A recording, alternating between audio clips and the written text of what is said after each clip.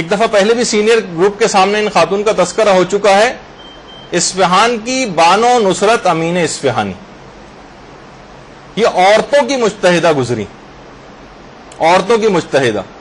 آیت اللہ سید محمد کاظم شیرازی نے ان کو اجازہ روایت دیا تھا، اور یہ لکھا تھا اپنے اجازہ روایت میں کہ بانو بزرگوار، بانو امین کے نام سے مشہور، یہ آج کل کی عورتوں میں بہت برگزیدہ ہیں، اپنی پوری زندگی نے تحصیل علوم دینیا میں گزاری، اور تمام علوم معقول و منقول میں مرتبہ اجتہاد کے اوپر یہ فائز۔ اور آیت اللہ عبد الکریم حائری نے، جنہوں نے قوم کا حوزہ علمیہ قائم کیا تھا، انہوں نے اسی اجازہ روایت کے حاشیے میں لکھا تھا کہ جو کچھ شیرازی نے لکھا ہے، آغا شیرازی نے، وہ سب صحیح ہے، اور میں بانو امین سے دعا کا طالب ہوں۔ اچھا، انہوں نے اتنی عظیم عالمہ تھی کہ تفسیر مخزن العرفان کے نام سے 15 جلدیں جو ہے وہ انہوں نے لکھی، اور پھر اس کے بعد پھر یہ جب نجف تشریف لائی ہیں تو مخزن اللیالی فی فضائل الموالی کے نام سے ایک باقاعدہ ایک کتاب بھی لکھی تھی فضائل امیر المومنین علیہ الصلوۃ والسلام پر۔ اللہم صلی علی محمد وعلی محمد۔ اور اتنے بڑے مقامات کو حاصل کر لیا تھا عرفانی اعتبار سے، سیر و سلوک کیسے مدارج طے کر لیے تھے کہ اپنے جو ان کو ایکسپیرینسز اس راہ میں ہوئے تھے اس پہ پوری ایک کتاب لکھی تھی النفات الرحمانیہ فی الواردات القلبیہ کے نام سے، باقاعدہ پوری کتاب اس موضوع کے اوپر لکھی کہ وہ اپنے ایکسپیرینسز بتائیں۔ خود فرماتی ہیں کہ میں بچپن سے ہی اور جوانی سے ہی اس قدر مطالعے کی حریص تھی، اتنا پڑھتی تھی اور اس قدر واعظ و نصیحت کی میں شوقین تھی کہ جب میری ہم عمر لڑکیاں کھیل کود میں مصروف ہوتی تھیں تو میں مطالعہ کر رہی ہوتی تھی،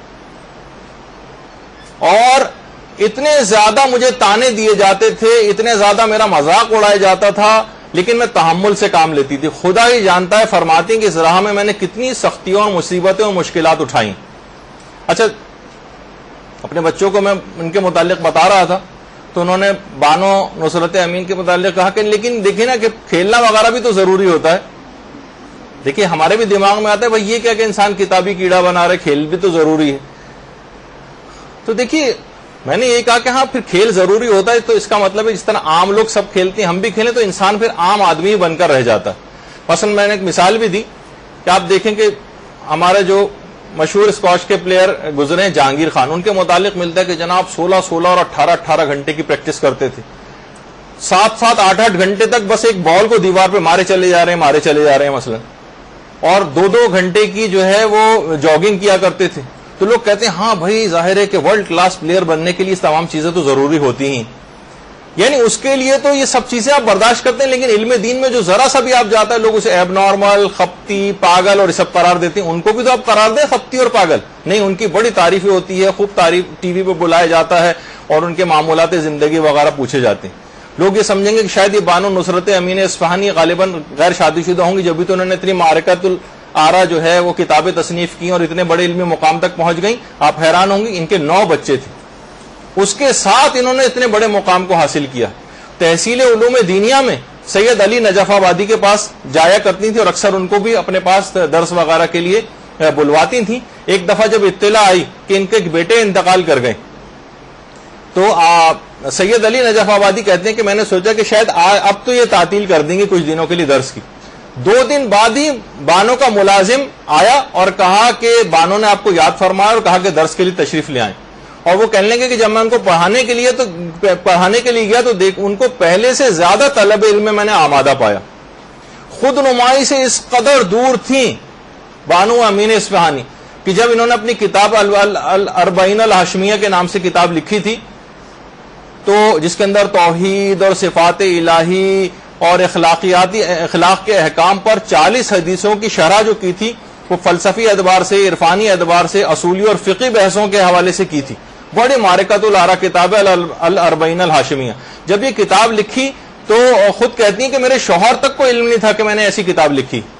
اس کی ایک وجہ یہ تھی کہ خود نمائی سے بھی بچنا تھا اور میں اپنے کام کو اس قابل بھی نہیں سمجھتی تھی کہ میں ایک کام کسی اور کو دکھا سکوں۔ فرماتی ہیں کہ یہ مقام، یہ جو مجھے حاصل ہوا ہے، یہ مقام جوانی میں لوگوں سے دوری اور دوستی خلوت سے میں نے حاصل کیا۔ یعنی جہاں آپ زیادہ لوگوں کے اندر انوالو ہوں گی، ہر جگہ ہر تقریب کے اندر جانے پر تیار ہوں گی، بازاروں میں فالتو گھومنے پر تیار ہوں گی، کپڑوں اور جوتوں کی خریداری کے اندر جس حد تک انوالو ہوں گی، اتنا ہی آپ تمام ان چیزوں سے پیچھے ہوتی چلی جائیں گی. انتقال ہو چکا ہے ان کا. تو یہ خود فرماتی ہیں لوگوں سے دوری، یعنی آپ فضول قسم کی یہ جو میل ملاقاتیں ہیں، اس سے بچ کر میں نے اس مقام کو حاصل کیا. دوستی خلوت سے جو ہر وقت ہم لوگوں کے مجمع میں رہنا پسند کرتے ہیں، اس سے بچ کر میں نے اس مقام کو حاصل کیا. اور یہ فرماتی ہیں کہ یہ دو عمل ایسے ہیں، دوستی خلوت اور لوگوں سے دوری، کہ اس عمل سے جوانی ہی میں دل پہ پاکیزگی غالب آ جاتی ہے اور خدا کی طرف توجہ تامہ حاصل ہو جاتی، یعنی مکمل، اور گناہوں سے بچنے کا ایک ایسا ملکہ پیدا ہو جاتا ہے. بانو امین اصفہانی کا اصفہان کے اندر ان کا باقاعدہ مزار ہے اور یہ ان کی قبر مبارک ہے. اور اپنی زندگی میں باقاعدہ انہوں نے ایک دعا کی تھی اور دعا فوراً قبول ہو گئی تھی، اور پروردگار سے دعا کی تھی کہ پروردگار یہ ماہ مبارک رمضان میں اس کو ناقص نہیں بلکہ کامل طور پر گزارنا چاہتی ہوں. عورتوں کی جو ماہانہ نجاست کی وجہ سے اکثر روزے ان کے چھوٹ جاتے ہیں، دعا کی، اور اس دعا کے قبولیت کے بعد اپنی پوری زندگی کبھی سارزے سے نہیں گزری ماہ مبارک رمضان میں. اللہم صلی علی محمد و آل محمد. علم دین حاصل کرنا کیا واجب کفائی ہے؟ اس مقام تک حاصل کرنا کہ بس بانو امین اصفہانی نے حاصل کر لیا، اب کسی عورت کو کوئی ضرورت نہیں.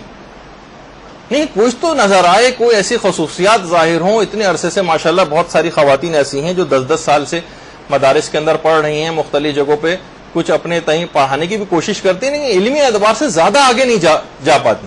کتابوں سے ان کو ایورجن اور ایک وہ محسوس ہونے لگتی ہے، اور مطالعے کی شوقین نہیں رہ پاتی ہیں. بس وہی پرانے نوٹس کو لوٹ پھر کر کے ہر جگہ مجالس کے اندر وہی پڑھتے رہنا، علمی طور پر آگے نہیں بڑھ پاتے. گویا اس لحاظ سے سمجھ لیا گیا کہ بس واجب کفائی تھا، بانو امین کر تو گئی. اول تو ان کا نام بھی آج بہت سی خواتین نے پہلی دفعہ ہی سنا ہوگا.